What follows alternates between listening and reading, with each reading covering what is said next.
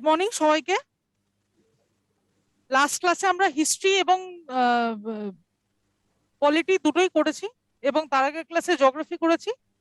আজকে আমরা মূলত হিস্ট্রি একটা ছোট পোর্শন মতো বাকি আছে, সঙ্গমেজ, ওটা আমরা লাস্টে ডিল করব। তার আগে আমরা আজকে ফান্ডামেন্টাল রাইটস, এটা খুব ইম্পর্টেন্ট চ্যাপ্টার, যে কোনো কম্পিটিটিভ এক্সামের জন্য ফান্ডামেন্টাল রাইটস ভীষণ ইম্পর্টেন্ট চ্যাপ্টার, সেটা আজকে আমরা স্টার্ট করছি।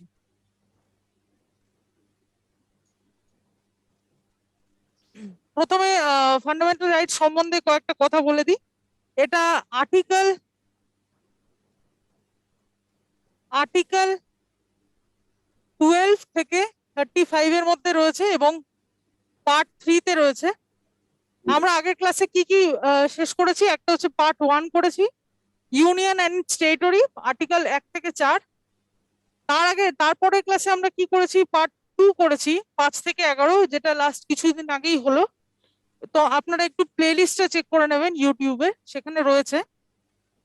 আজকে আমরা যেটা করব, আর্টিকেল 11 অব্দি করেছি আগের দিন, আজকে আর্টিকেল 12 থেকে শুরু করব, 12 থেকে 35 অব্দি। এটা পার্ট 3 তে পড়ছে এবং আমাদের ভারতীয় সংবিধানের সব থেকে গুরুত্বপূর্ণ পার্ট কিন্তু এইটাই, ঠিক আছে?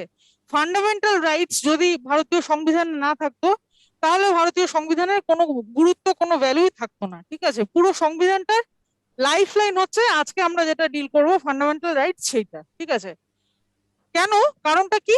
ফান্ডামেন্টাল রাইটস লাইফ লাইন কেন বলা হয়? কারণ ফান্ডামেন্টাল রাইটস হচ্ছে জাস্টিফিয়েবল। জাস্টিফিয়েবল কথাটার মানে হচ্ছে allowing persons to move to the court for their enforcement and if and when they are violated, ঠিক আছে? যদি সারা সংবিধানের যে কোনো জায়গায় যদি আর্টিকেল ভায়োলেট করা হয়, যদি সেই অনুযায়ী আইন তৈরি না হয়, মানুষ যদি সেটা থেকে বঞ্চিত থাকে, তাহলে কোনো সমস্যা নেই। কিন্তু আর্টিকেল 12 থেকে 35 যদি ভায়োলেট করা হয়, মানুষ যদি সেখান থেকে বঞ্চিত থাকে, তাহলে কিন্তু একটা বড় সমস্যা আছে। কেন না? যে কোনো মানুষ তাহলে ডিরেক্টলি কোর্টে মুভ করতে পারে, এবং কোর্ট মানে হচ্ছে সুপ্রিম কোর্ট, ঠিক আছে? ডিরেক্টলি সুপ্রিম কোর্টে মুভ করতে পারে যদি ফান্ডামেন্টাল রাইটস তাকে না দেওয়া হয়। সেই জন্য ফান্ডামেন্টাল রাইটসটাকে জাস্টিসিয়েবল এই কথাটার মধ্যে আনা হয়েছে, এবং এটা প্রচুর কোয়েশ্চেনের আসে যে ফান্ডামেন্টাল রাইটস জাস্টিসিয়েবল না নন জাস্টিসিয়েবল। তখন উত্তর হবে জাস্টিসিয়েবল, মানে মানে এটা হচ্ছে সাবজেক্টেড টু জুডিশিয়ারি, মানে এটার জন্য মানুষ কোর্টে যেতে পারে, ঠিক আছে? সেই জন্যই লেখা allowing other persons to move to the court for their enforcement if and when they are violated. যখনই যখনই তাকে ভায়োলেট করা হবে বা লঙ্ঘন করা হবে, তখনই তখনই কিন্তু ফান্ডামেন্টাল রাইটস জাস্টিসিয়েবল, সেই জন্য কোর্টে মুভ করা যাবে। এটা হচ্ছে প্রথম পয়েন্ট। দ্বিতীয় পয়েন্ট হচ্ছে they are defended and guaranteed by the supreme Court, যেটা এর আগে বললাম। সুপ্রিম কোর্ট দ্বারা ডিফেন্ড করা হয় এবং গ্যারেন্টি করা হয়, মানে কি? সুপ্রিম কোর্ট গ্যারেন্টি দেয় যে ফান্ডামেন্টাল রাইটস কে ইমপ্লিমেন্ট করা হবে। সুপ্রিম কোর্ট নিজে গ্যারেন্টি নিয়েছে, ফান্ডামেন্টাল রাইটস যদি ইমপ্লিমেন্ট না করা হয়, তখন সেই ব্যাপারটাকে আমি দেখব, এবং সেই জন্য সুপ্রিম কোর্ট নিজে হাতে এটাকে ডিফেন্ড করে এবং গ্যারেন্টি দেয় যে ফান্ডামেন্টাল রাইটস এনফোর্স করা হবে। Hence the aggrieved person can directly go to the supreme court, ঠিক আছে? ডিরেক্টলি সুপ্রিম কোর্টে যাওয়া যেতে পারে। ফান্ডামেন্টাল রাইটস 12 থেকে 35 যদি ভায়োলেট করা হয়, তাহলে ডিরেক্টলি সুপ্রিম কোর্টে যাওয়া যেতে পারে। হাইকোর্ট বা ডিস্ট্রিক্ট কোর্ট এগুলোর কোনো প্রয়োজন নেই। হাইকোর্ট, ডিস্ট্রিক্ট কোর্ট এগুলোর কোনো প্রয়োজন নেই, ডিরেক্টলি সুপ্রিম কোর্টে যাওয়া যেতে পারে যদি 12 থেকে 35 ভায়োলেট করা হয়। Next, they can be suspended during the operation of a national emergency, ঠিক আছে? যখন ন্যাশনাল এমার্জেন্সি হয় আমাদের ইন্ডিয়াতে, যখনই ন্যাশনাল এমার্জেন্সি হয়েছে, তখনই কিন্তু সব ফান্ডামেন্টাল রাইট কেড়ে নেওয়া হয় এক্সেপ্ট আর্টিকেল 20 এন্ড 21। আর্টিকেল 20 এবং 21 এর মধ্যে কি আছে সেগুলো আমরা পরবর্তীকালে দেখছি। আগেই বলে দিই যে ন্যাশনাল এমার্জেন্সি যখন হয়, ন্যাশনাল এমার্জেন্সি মানে কোনো গুরুত্বপূর্ণ কোনো জরুরি অবস্থা দেশে ঘোষণা হলো, in case of any emergency, তখন কিন্তু ফান্ডামেন্টাল রাইট সবগুলো কেড়ে নেওয়া হয় এক্সেপ্ট আর্টিকেল 20 এন্ড 21। এই 20 এবং 21 বাদ দিয়ে সব রাইটস কেড়ে নেওয়া হয়।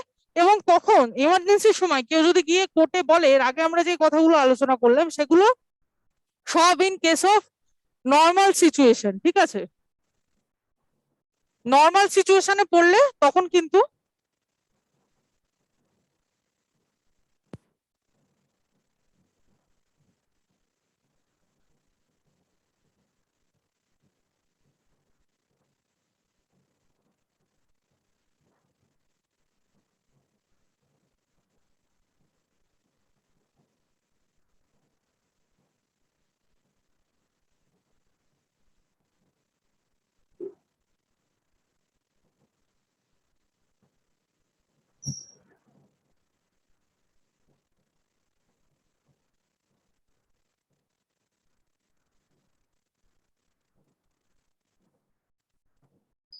Sorry for the interruption. যেটা বলছিলাম যে এই দুটো পয়েন্ট, প্রথম দুটো পয়েন্ট, যে ফান্ডামেন্টাল রাইটস আর জাস্টিসিয়েবল আর ডিরেক্টলি সুপ্রিম কোর্টে যাওয়া যায়, এগুলো সব কিন্তু নর্মাল সিচুয়েশনের ক্ষেত্রে। যখন সিচুয়েশন নর্মাল থাকে তখন এই কাজগুলো কিন্তু করা যায়, কিন্তু এমার্জেন্সির সময় কি হয়, এমার্জেন্সির সময় কিন্তু এগুলো একটাও প্রযোজ্য হয় না।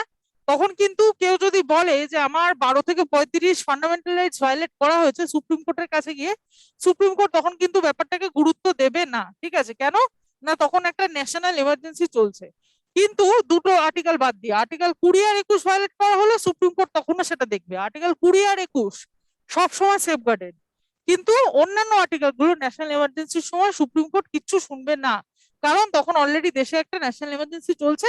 সেখানে অত দাবি করা যায় না, সিটিজেনদের সেই জায়গাটা কিন্তু সংকুচিত করা রয়েছে সংবিধান মারফত। ঠিক আছে? আরেকবার আমরা এই স্লাইডটা দেখবো পুরোটা ক্লিয়ার করে। প্রথম পয়েন্ট কি, একটা হচ্ছে জাস্টিসিয়েবল, কোর্টে ডিরেক্টলি যাওয়া যায়, মানে পানিশেবল। ঠিক আছে? জাস্টিসিয়েবল মানে পানিশেবল, এবং তার জন্য ডিরেক্টলি সুপ্রিম কোর্টে যাওয়া যায় ফান্ডামেন্টাল রাইটস ভায়োলেট হলে। এবং আর্টিকেল 20 আর 21 বাদ দিয়ে সব আর্টিকেলই কিন্তু জাস্টিসিয়েবল। এবার মানে আর্টিকেল 20-21ও জাস্টিসিয়েবল, আর্টিকেল 20 আর 21 খালি এমার্জেন্সির সময়, ন্যাশনাল এমার্জেন্সির সময় কিন্তু এই দুটোকে সেফগার্ড করা হয়। আদারওয়াইজ ন্যাশনাল এমার্জেন্সি যদি না হয়, জরুরি অবস্থা যদি দেশে না হয়, তাহলে সব আর্টিকেলই সমান গুরুত্ব। যদি জরুরি অবস্থা হয় তাহলে আর্টিকেল 20 আর 21 প্রায়োরিটি পায়, বাকিগুলো ল্যাপস হয়ে যায়। ঠিক আছে? এইগুলো হচ্ছে অল অ্যাবাউট ফান্ডামেন্টাল রাইটস। এই স্লাইডে কারো কোনো ডাউট আছে? বাঁকুড়া, কল্যাণী, আসানসোল, অনেকে আছেন, কারো ডাউট আছে কি? ঠিক আছে। পূর্ত ভবন, ডাউট আছে? শিলিগুড়ি, মালদা, কারো ডাউট আছে? আচ্ছা। আর আমি এখানে মূলত ইংলিশ এবং বেঙ্গলিতে কমিউনিকেট করি। যদি কারোর একটু সমস্যা হয় ইন টার্মস অফ ভার্সন, ঠিক আছে, বেঙ্গলি এবং ইংলিশে যদি কোনো সমস্যা হয়, যদি কেউ চান যে আমি হিন্দিতেও বলি, তাহলে আমি একটা স্লাইড কিন্তু হিন্দিতেও বলে দিতে পারি। Please please speak about that. ঠিক আছে? না ম্যাডাম, একটুখানি কথা আছে, একটুখানি হ্যাঁ হ্যাঁ, বলছি। বলুন। আপনি একটুখানি ছাত্ররা বুঝুন, একটুখানি আপনি বলে যাচ্ছেন, আমরা একটু স্লোলি, সব ছাত্র তো সমান হয় না, একটু হুম হুম, বুঝতে একটু অসুবিধা হচ্ছে ম্যাডাম। আপনার ঠিক ওই আচ্ছা। মানে একটু হ্যাঁ, মানে মানে পেজটা একটু স্লো করবো, তাই তো? না না না, একটু স্লোলি, যে কে কিরকম বুঝছো না বুঝছে, বুঝতে পারছেন তো? একটু বেঙ্গলি হ্যাঁ ভার্সন নাম, যেহেতু আমরা বেঙ্গলি মিডিয়ামের ছাত্র, সেই জন্য হ্যাঁ, একটুখানি। আচ্ছা আচ্ছা, ঠিক আছে। হ্যাঁ, ঠিক আছে, thank you for the suggestion. Ma'am हाँ, मैम बंगाली कन्वीनियंट नहीं है मेरे लिए। बंगाली कन्वीनियंट नहीं है। आप कहाँ से बोल रहे हो? सिलीगुड़ी से ना?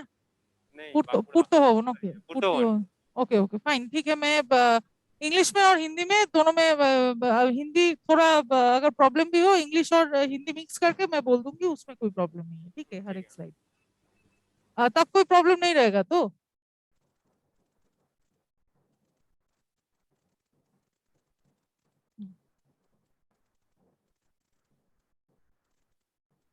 ঠিক আছে, আমরা তাহলে নেক্সট স্লাইডে যাচ্ছি।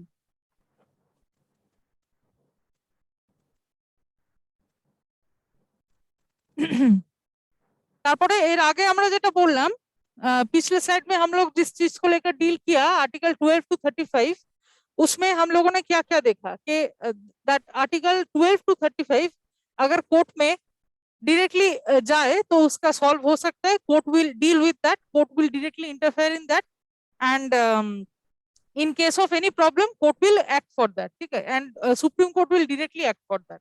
यही पिछले साइड में डील किया, and that is the reason why fundamental rights is called justiciable. ठीक है? And in this slide we will deal with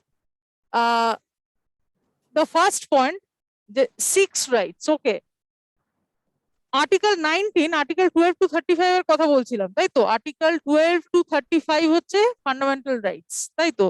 এবার এগুলো নিয়ে এখনো ডিটেলে আলোচনা করিনি। এবার আর্টিকেল 19-এ কি বলবো? আর্টিকেল 19 বলে একটা বিশেষ আর্টিকেল আছে, 12 থেকে 35-এর মধ্যেই তো 19 পড়ছে। 19-এর মধ্যে একটা কথা বলেছে, আর্টিকেল 19-এর কিন্তু টোটাল 6টা সাবপার্ট আছে, এ, বি, সি, ডি, ই, এফ। ঠিক আছে? আর্টিকেল 19-এর 6টা সাবপার্ট আছে, সেই 6টা সাবপার্টকে নিয়ে এখানে আলোচনা করব। মানে মাঝখান থেকে একটা কথা বলতে হচ্ছে, from the middle, and that is article 19 can be suspended only when the emergency is declared on the grounds of war or external aggression. এবার একটা কথা বলি, সেটা হচ্ছে এমার্জেন্সি তিনটে কারণে ডিক্লেয়ার করা যায়। National emergency generally declared on the basis of three reason. জরুরি অবস্থা দেশে তিনটে কারণে করা হয়। কি কি সেই কারণ? একটা হচ্ছে ওয়ার বা যুদ্ধ, जब कॉन्फ्लिक्ट होता है दोनों देश के बीच में, तब जब वॉर होता है, कोई युद्ध होता है, तब नेशनल इमरजेंसी घोषित किया जाता है। In case of external aggression means without declaring. যুদ্ধ আর এক্সটার্নাল অ্যাগ্রেশনের মধ্যে তফাৎ কি? যুদ্ধ মানে হচ্ছে ইন্ডিয়া এন্ড পাকিস্তান দুজন জানে যে দুজনের মধ্যে যুদ্ধ হবে, ওকে। আর এক্সটার্নাল অ্যাগ্রেশন মানে কি? Pakistan without informing India attacks, okay. Pakistan ইন্ডিয়াকে ইনফর্ম করেনি, তারা লুকিয়ে লুকিয়ে ইন্ডিয়ার উপর অ্যাটাক করলো, that is called external aggression, ঠিক আছে। The difference between war and external aggression I think it is clear. War মানে যখন ডিক্লেয়ার করে যুদ্ধ হয় দুটো দেশের মধ্যে, এক্সটার্নাল অ্যাগ্রেশন মানে যখন ডিক্লেয়ার হয় না, হঠাৎ করে কোনো ফরেন ইনভেশন হয়, ঠিক আছে, কোনো মানে বিদেশি আক্রমণ, যেটাকে আমরা হিস্ট্রিতেও দেখেছি অনেকবার, ঠিক আছে, বিদেশি আক্রমণ হয়, that is called external aggression. মানে যখন ইনফর্ম করা হয় না যে ইন্ডিয়াতে অ্যাটাক করা হবে, that is called external aggression. দুটো ক্ষেত্রেই কিন্তু ন্যাশনাল এমার্জেন্সি হতে পারে।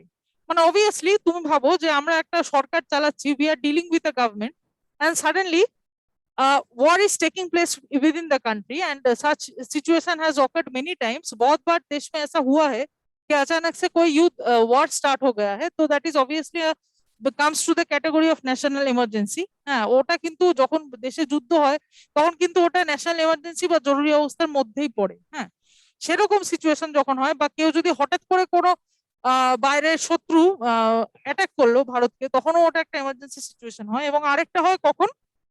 3 নম্বর কারণ, সেটা হচ্ছে উপরে লিখছি, হ্যাঁ 3 নম্বর কারণটা এখানে স্পেস নেই। Armed rebellion. Armed rebellion, armed rebellion মানে ইন্ডিয়ার ভেতরে একটা সিভিল ওয়ার সিচুয়েশন তৈরি হয়। মানে আর্মড রেবেলিয়ন কথাটার মানেটা কি? আর্মড মানে হচ্ছে আর্মস ক্যারি করছে, রেবেলিয়ন মানে হচ্ছে বিপ্লব করছে, বিদ্রোহ করছে, ঠিক আছে। The internal people are going against the government, that is called rebellion. মানে when a part of the citizens, যারা ইন্ডিয়ান সিটিজেন হিসেবে নিজেদেরকে দাবি করে, তারা হঠাৎ করে গভর্নমেন্টের এগেনস্টে সশস্ত্র কোনো বিপ্লব বা আন্দোলন আরম্ভ করলো, ঠিক আছে, দ্যাট ইজ নট রাইট। তো সেইটাকে বলছে আর্মড রেবেলিয়ন। মানে যখন দেশের ভেতর থেকে, দেশের অভ্যন্তরীণে একটা প্রবলেম সৃষ্টি হয় এবং সরকারের এগেনস্টে পার্ট অফ সিটিজেন চলে যায়, সেটাকে আর্মড রেবেলিয়ন বলছে। সেইটাও যখন হয় তখনও কিন্তু একটা এমার্জেন্সি সিচুয়েশন তৈরি হয়। তাহলে there are 3 reasons for national emergency. কি কি আরেকবার রিভাইজ করে নিচ্ছি? Armed rebellion, external aggression and war, ঠিক আছে। প্রথমে যুদ্ধ, তারপরে হচ্ছে বাইরের শক্তির আক্রমণ, তারপরে হচ্ছে ভিতর থেকে ক্ষয়ে যাওয়া, ভিতর থেকে যখন বিপ্লব বা আন্দোলন শুরু হয় এবং সেটা সশস্ত্র, armed. Please mark the word armed, ঠিক আছে। আর্মড মানে হচ্ছে when citizens carry arms, বন্দুক বন্দুক বোম টোম নিয়ে তারা বিপ্লব করতে নামে, সেটাও কিন্তু দেশের ক্ষেত্রে যথেষ্ট থ্রেটের একটা বিষয়, এবং তখনই কিন্তু ন্যাশনাল এমার্জেন্সি শুরু হয়ে যায়, ঠিক আছে। That means war, external aggression and armed rebellion. These are the 3 criteria where national emergency arises in a country. Okay. এটাই বলছে যে এই যে 6টা রাইট, এবার এখান থেকে আমরা এখানে ফিরে আসি। ফার্স্টে দেখলাম কি কি রিজনে ন্যাশনাল এমার্জেন্সি হতে পারে, ঠিক আছে। এবার 6টা রাইট আছে আর্টিকেল 19 এর মধ্যে। আর্টিকেল 19 ডিটেলসে পড়ে যাচ্ছে, আগে এগুলো বলে নি। आर्टिकल 19 এর মধ্যে 6টা রাইট আছে, যেগুলো আমরা পরবর্তীকালে हम लोग नेक्स्ट स्लाइड में उसको लेकर डील करेंगे। आर्टिकल 19 के अंदर 6 राइट्स क्या क्या है। For now we will only understand that the 6 rights are guaranteed by article 19 can be suspended only when emergency is declared on the grounds of war and external aggression। তার মানে আমরা কি দেখলাম? ন্যাশনাল এমার্জেন্সি 3টে কারণে হতে পারে, কিন্তু ওয়ার এবং এক্সটার্নাল অ্যাগ্রেশন মানে যুদ্ধ এবং বাইরের কোনো শক্তি যখন আক্রমণ করে, এই দুটো ক্ষেত্রেই শুধুমাত্র আর্টিকেল 19 কে সাসপেন্ড করা যায়। তার মানে যখন ভেতরে বিপ্লব হয়, ঠিক আছে, সরকারের এগেনস্টে পার্ট অফ সিটিজেন্স যখন বিপ্লব করে, তখন কিন্তু আর্টিকেল 19 কেড়ে নেওয়া যায় না। এই পয়েন্টটা, মূল উদ্দেশ্য এটাই যে আর্টিকেল 19 ক্যানট বি সাসপেন্ডেড যদি ওই এমসিকিউ দেয় যে আর্টিকেল 19 কোন কোন ক্ষেত্রে সাসপেন্ড করা যায় না, তিনটে অপশন দিল।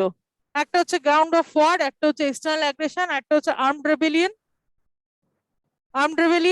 হ্যাঁ, আরেকটা হচ্ছে নান অফ দ্য অ্যাবাভ। ঠিক আছে, উত্তর কি হবে? উত্তর হবে আর্মড রেবেলিয়নের ক্ষেত্রে আর্টিকেল 19 সাসপেন্ড করে দেওয়া যায় না বা আর্টিকেল 19 কে কেড়ে নেওয়া যায় না। কোন ক্ষেত্রে আর্টিকেল 19 কে কেড়ে নেওয়া যায় না? যখন অভ্যন্তরীণ সমস্যা দেখা যায়। আর্টিকেল 19 কে কখন কেড়ে নেওয়া যায় না? যখন অভ্যন্তরীণ সমস্যা দেখা যায়। Article 19 cannot be suspended during armed rebellion, MCQ আসতে পারে, ইম্পর্টেন্ট পয়েন্ট। এবং কখন কেড়ে নেওয়া যায় সেটা হচ্ছে যুদ্ধের সময় এবং এক্সটার্নাল অ্যাগ্রেশন বা বাইরের শক্তি যখন আক্রমণ করে সেই সময়। ঠিক আছে, আর্টিকেল 19 এর মধ্যে কি আছে সেটা আমরা পরে ডিল করছি। এটা গেল প্রথম পয়েন্ট। ঠিক আছে, আশা করি সবাই বুঝতে পেরেছেন। হ্যাঁ, এখন কিন্তু পেজটা একটু স্লো করলাম ইচ্ছে করেই। তারপরে next point, however the right to property এটা ভীষণই গুরুত্বপূর্ণ, was deleted from the list of fundamental rights by 44th Constitutional Amendment Act 78. 44th Constitutional Amendment Act 78 বলে একটা অ্যামেন্ডমেন্ট পেশ করা হয়েছে আজকে। আগে বলিনি অ্যামেন্ডমেন্ট মানে কি। ঠিক আছে, অ্যামেন্ডমেন্ট শব্দটার মানে কি? ঠিক আছে, অ্যামেন্ডমেন্ট শব্দটার মানে হচ্ছে সংশোধন। ঠিক আছে, সংশোধন বা কারেকশন যেটাকে বলবো, we can say it correction. Amendment is something which is known as correction in the constitution. কারণ a constitution is such a thing, সংবিধান এমন একটা জিনিস যেটা সময়ের মানে সেই 1947 সালে তৈরি হয়েছিল, তাই তো? এবার 1947 India and 2021 India is not the same. তার মানে we need to change ourselves with the changing needs of the time. That is very important. আমরা সময়ের সঙ্গে সঙ্গে নিজেকে পাল্টাতে না পারলে আপডেটেড থাকবো না। দেশের সংবিধানের ক্ষেত্রেও সেটা সত্যি। সেই জন্য নানা রকম অ্যামেন্ডমেন্ট করা হয় বা সংশোধন করা হয়। সেই সংবিধান সংশোধন গুলোকে কিন্তু অনেকগুলো পর্যায়ে এসছে। ঠিক আছে, প্রথম সংবিধান সংশোধন ফার্স্ট অ্যামেন্ডমেন্ট অ্যাক্ট থেকে আপাতত কত চলছে? 104th amendment act is also completed by 2021। তো ওই অতগুলো অ্যামেন্ডমেন্টের মধ্যে একটা খুব গুরুত্বপূর্ণ অ্যামেন্ডমেন্ট হচ্ছে 44th কনস্টিটিউশনাল অ্যামেন্ডমেন্ট অ্যাক্ট 1978 এ হয়েছিল। মানে 44তম সংবিধান সংশোধন 1978 সালে যেটা হয়েছিল সেটা কিন্তু ভীষণ গুরুত্বপূর্ণ। কেন না, সেখানে তার আগে ফান্ডামেন্টাল রাইটস কটা ছিল? এই 1978 এর আগে, 78 সালের আগে দেয়ার ওয়ার 7 ফান্ডামেন্টাল রাইটস। ঠিক আছে, কি কি? 7 নম্বরটা ছিল রাইট টু প্রপার্টি। ঠিক আছে, এই রাইট টু প্রপার্টি নামক ফান্ডামেন্টাল রাইটসটাকে কিন্তু তুলে দেওয়া হয় 44th অ্যামেন্ডমেন্ট অ্যাক্ট 1978। তার মানে কি, এখানে যেটা বলতে চাইছি সেটা হচ্ছে 1947 থেকে 1978 অব্দি কটা ফান্ডামেন্টাল রাইট ছিল? 7টা। ঠিক আছে, 1947 থেকে 1978 অব্দি ফান্ডামেন্টাল রাইট ছিল 7টা, মনে রাখতে হবে এটা। 1978 থেকে এখনো কি চলছে? 2021 চলছে। কটা ফান্ডামেন্টাল রাইটস? 6টা। একটা ডিলিট করে দেওয়া হয়েছে, সেটা কোনটা? সেটা হচ্ছে রাইট টু প্রপার্টি। এটা 1978 এ ডিলিট করে দেওয়া হয়েছে। কততম অ্যামেন্ডমেন্টে? 44th amendment অ্যাক্টে। এটা কিন্তু ইম্পর্টেন্ট, প্রচুরবার কোশ্চেনে আসে যে right to property was deleted by which amendment act? Now 44th amendment act, through the 44th amendment act right to property was deleted. ঠিক আছে, তাহলে গুরুত্বপূর্ণ প্রশ্ন, দুটো পয়েন্টেই দুটো গুরুত্বপূর্ণ প্রশ্ন হয়। একটা হচ্ছে article 19 cannot be suspended in case of, চারটে অপশন দেবে, war, external aggression, armed rebellion, none of the above. উত্তর হবে আর্মড রেবেলিয়ন। আর্মড রেবেলিয়নের ক্ষেত্রে article 19 cannot be suspended, suspend করা যায় না। তারপরে নেক্সট প্রশ্ন, 44th অ্যামেন্ডমেন্ট অ্যাক্টে রাইট টু প্রপার্টি ডিলিট করা হয়েছে। কততম অ্যামেন্ডমেন্ট অ্যাক্টে রাইট টু প্রপার্টি ডিলিট করে দেওয়া হয়েছে? অপশন দেবে 42nd, 44th, 86th, 91st। চারটে অপশন দিল, আনসার কি হবে? 44th। ঠিক আছে, এটা মনে রাখতে হবে। 44th অ্যামেন্ডমেন্ট অ্যাক্ট সালটা হচ্ছে 1978 এ রাইট টু প্রপার্টি ডিলিট করে দেওয়া হয়েছে। ঠিক আছে, এই অবধি কারো কোনো কনফিউশন আছে? একটু বলুন। বাঁকুড়া, কল্যাণী, আসানসোল, শিলিগুড়ি, মালদা, পূর্ত ভবন। এবার ঠিক আছে? এবার ঠিক আছে তো মোটামুটি? I cannot convey entirely in Hindi, but I'll try to convey in English and Hindi by mixture. Then I think it will be okay. Thank you. Next slide এ যাচ্ছি, মানে next slide না, next point এ যাচ্ছি। It has been made a legal right under Article 300A in the Constitution. So at present there are only 6 fundamental rights. মানে এখানে ইট বলতে কাকে বোঝাচ্ছে? এখানে ইট বলতে বোঝাচ্ছে রাইট টু প্রপার্টিকে, ঠিক আছে? রাইট টু প্রপার্টি 78 সালে তুলে দেওয়া হলো, যেটা আমরা বললাম 44তম সংবিধান সংশোধন 44th Constitutional Amendment Act 1978 এর মাধ্যমে right to property was deleted from the list of where it was not at all deleted. পুরোপুরি ডিলিট করে দেওয়া হয়নি, অনেকগুলো সেকশন আছে তো কনস্টিটিউশনের, ফান্ডামেন্টাল রাইট সেকশন থেকে ডিলিট করে দেওয়া হয়েছে, আর্টিকেল 12 to 35 থেকে ডিলিট করে দেওয়া হয়েছে। দিয়ে কোথায় পাঠানো হয়েছে? একদম মুছে দেওয়া হয়নি, পাঠানো হয়েছে কোথায়? আর্টিকেল 300A তে। This is also very important MCQ, এক লাইন এক স্টেপ এগিয়ে। মানে যদি ধরো এমন একটা পরীক্ষা তোমরা দিতে গেলে যেখানে cut off is very high, সেখানে কি করবে? রাইট টু প্রপার্টি 44তম সংবিধান সংশোধন ওটা জিজ্ঞেস করবেন, করবে রাইট টু প্রপার্টি বর্তমানে কততম আর্টিকেল, ঠিক আছে? তার মানে কি এক স্টেপ এগিয়ে, কাট অফটা একটু বেশি হবে সেই পেপারে, ঠিক আছে? রাইট টু প্রপার্টি কততম আর্টিকেল বর্তমানে? 78 সালের পর থেকে, 1978 এর পর থেকে রাইট টু প্রপার্টি কততম আর্টিকেলে পড়ছে? আর্টিকেল 300A, ঠিক আছে? মনে রাখতে হবে এটা, আর্টিকেল 300 এর আন্ডারে কিন্তু রাইট টু প্রপার্টি পড়ছে। এবং এটাকে কি বলছে? 300 যেহেতু ফান্ডামেন্টাল রাইটস এর মধ্যে নয়, এটাকে কি বলবে? Legal right. আর্টিকেল 300 কিন্তু লিগ্যাল রাইটের মধ্যে পড়ছে, আর ফান্ডামেন্টাল রাইটস এর মধ্যে পড়ছে না 1978 এর পর থেকে, ঠিক আছে? After 1978 Article 300A, right to property is termed as legal right. Okay. So presently there are only 6 fundamental rights. ठीक है? At present 6 fundamental rights लेके हम लोग चल रहे हैं। Before 1978 right to property को legal right कहा जाता था। अभी after 1970 before 1978 right to property was called fundamental rights, and after 1978 right to property was called legal right under Article 300A. ठीक है? Next point, to enforce the fundamental rights, the Supreme Court and High Court is empowered under Article 32 and Article 226 respectively to issue writs of various forms. Writs मतलब क्या है? ठीक है? To enforce the fundamental rights, মানে কি কোনো কিছু আমাদের দেশে আমরাও সেই নার্সারি বাচ্চাদের মতো আমরা অটোমেটিক্যালি কিছু বুঝতে পারি না, আমাদের যদি ভয় দেওয়া হয় তখনই আমরা বুঝতে পারি। তার মানে কি fundamental rights is justiciable, fundamental rights আমরা মেনে চলি কেন না? সেটা জাস্টিসিয়েবল। আমরা সেটা না মেনে চললে আমাদেরকে জেলে টেনে নিয়ে যাবে, কোর্ট কাচারি হবে, সেই ভয়তে আমরা ফান্ডামেন্টাল রাইটস এনশিওর করি, তাই তো, সিটিজেনদেরকে।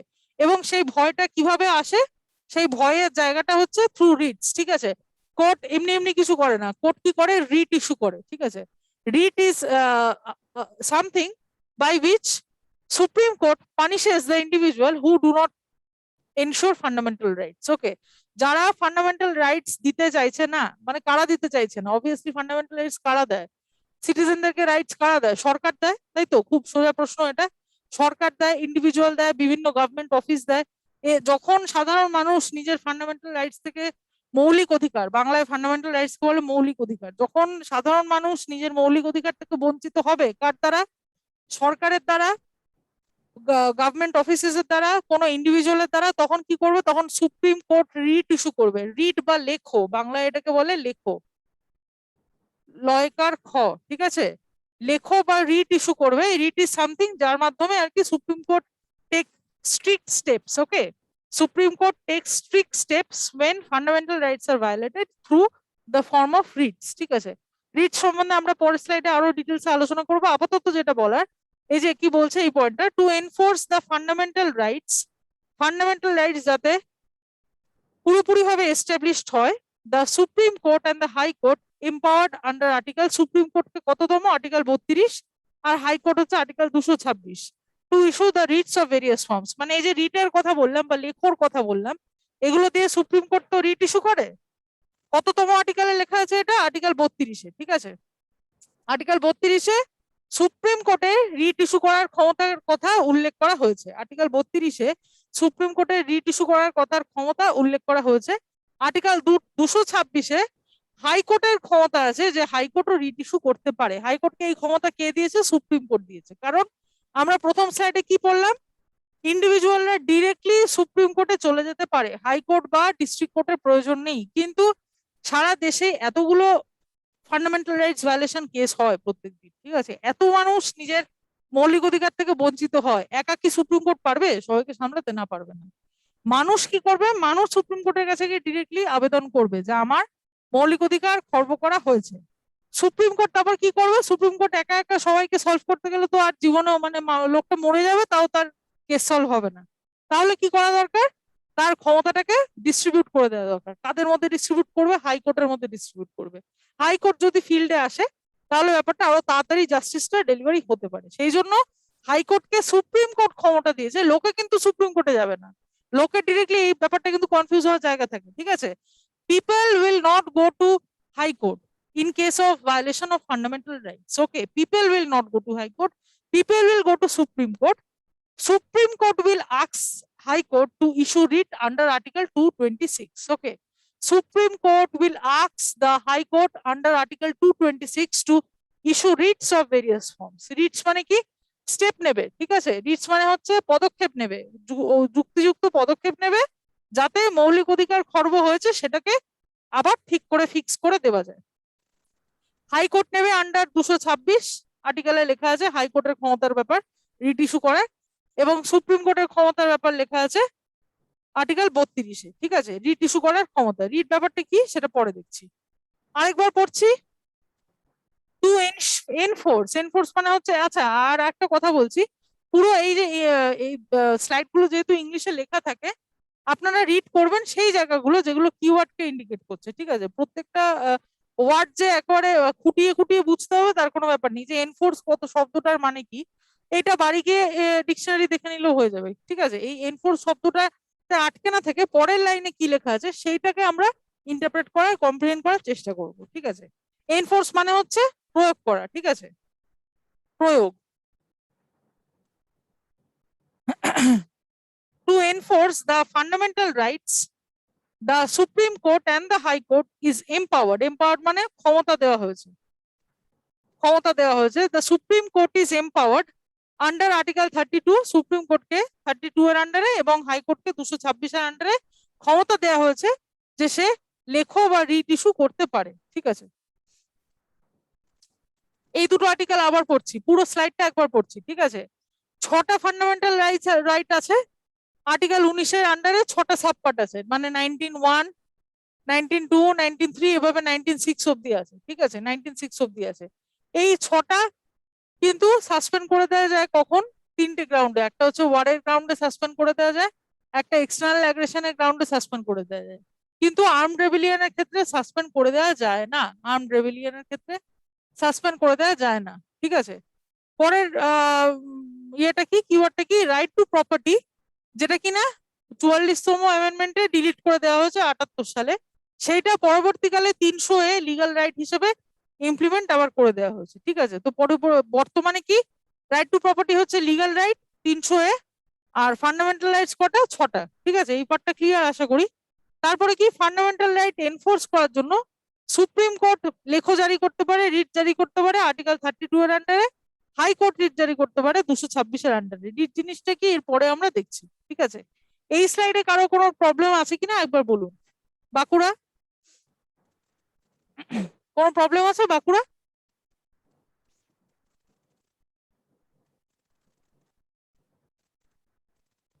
কল্যাণী, আসানসোল, কোনো প্রবলেম আছে? পূর্ত ভবন, Siliguri, any problem? Malda, any problem? Please feel free to ask in case of any problem. I will try my best to rectify. Okay. Communicative হলে ব্যাপারটা সুবিধা হয়। When both of us will communicate from both the ends, it will be easier for us to solve things much easier. Please comment in the YouTube box or ask me directly right now through the telecast. কারণ তোমরা live করছো, লাইভে এসছো, তো তোমরা লাইভে জিজ্ঞেস করবে। যারা রেকর্ডেড ভিডিও দেখবে তাদের ডাউটস তারা কমেন্টসে পোস্ট করবে, তোমরা লাইভে বসে আছো, তোমরা লাইভে জিজ্ঞেস করবে, সেটাই এক্সপেক্ট করা হয়। ঠিক আছে, আমি নেক্সট স্লাইডে যাচ্ছি।